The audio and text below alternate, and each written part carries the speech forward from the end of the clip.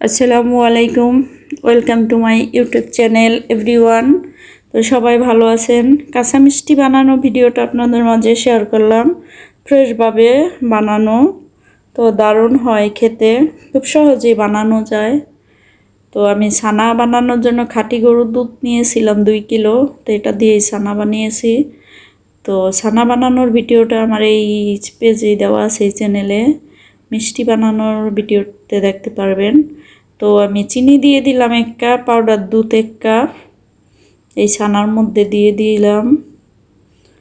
তো এর মধ্যে আবার ঘি দিয়ে দিব 4 চামচে 2 চামচ। তো আর সামান্য লবণ দিয়ে দিব। মিষ্টি জাতীয় খাবারে যত কম লবণ দেওয়া যতই ভালো, তাহলে দারুণ টেস্ট হয় খেতে। তো এখন আমি ভালোভাবে মিক্স করে নিব। এই ছানাগুলো যত বেশি মিক্স করব ততই ভালো। তো একটু সময় নিয়ে আমি মিক্স করব, কারণ অল্প মিক্স করা হলে মিষ্টিটা ফেটে যাবে। এজন্য আমি একটু বেশি সময় নিয়েই মিক্স করেছি। তো প্রায় 6-7 মিনিটের মতো মিক্স করেছি। তো এখন অনেকটাই মিক্স করা হয়ে গেছে। তো এভাবেই সময় নিয়ে মিক্স করছি। এখন আমি এইগুলো ছোট ছোট বল বানিয়ে নিব। তো দেখবো মিষ্টিগুলো ফেটে যায় নাকি। তো এখন দেখলাম না, ঠিক আছে মিক্স করা। তো এখন আমি এভাবে ছোট ছোট বল বানিয়ে নিলাম। তো বলগুলো আলতোভাবে বানাতে হবে, বেশি চাপ দিলে আবার এইগুলো ফেটে যাওয়ার সম্ভাবনা থাকবে।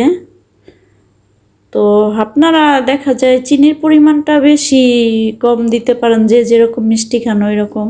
তো এখন আমি এগুলো পাউডার দুধের মধ্যে গড়িয়ে নিব, যাতে চতুর্পাশে এই পাউডারগুলো লেগে থাকে।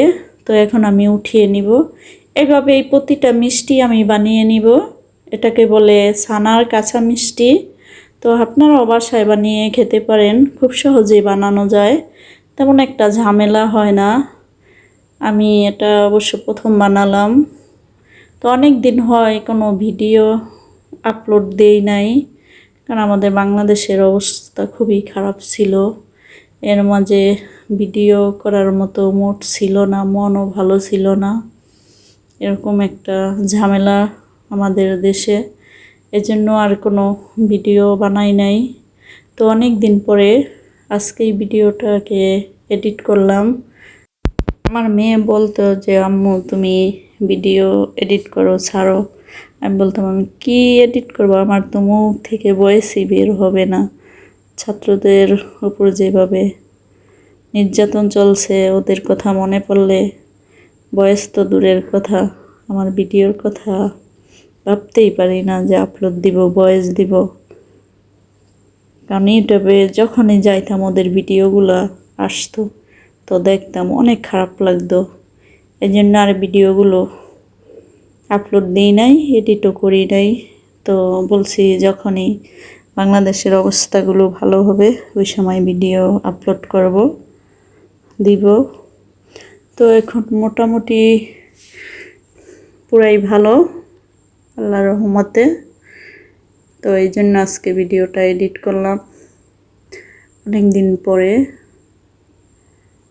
তো আমার চ্যানেলটি যারা এখনও সাবস্ক্রাইব করেন নাই, সাবস্ক্রাইব করে দিবেন।